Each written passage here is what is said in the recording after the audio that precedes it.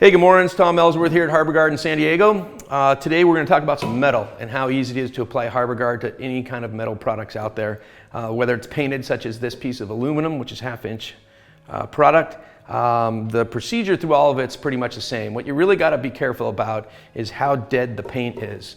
So this paint is in pretty good shape. It's got a nice sheen to it. We really just need to degrease it, acetone it, and apply, which is what we're going to do. Although sometimes when you come into this stuff and you put a little acetone on it and the paint comes off, that means the paint's starting to go and it's kind of dead paint.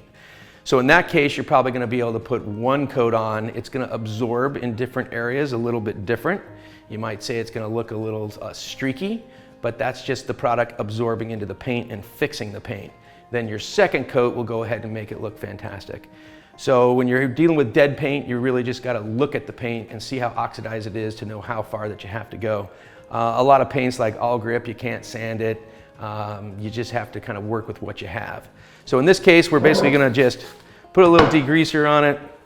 We're going to make sure that there's no contaminants, no grease, no silicone, no waxes, no ceramics, none of that kind of stuff.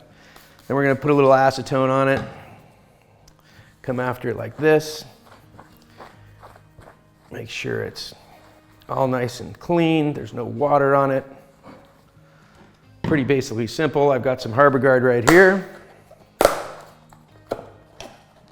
I keep the lid handy because it helps preserve the Harbor Guard in the tray, because it is flashing off once it leaves the bottle. Okay, same thing as usual. Wring out your sponge, your application pad so it's nice and dry. And then we're basically just gonna wipe the product on, put it back in here,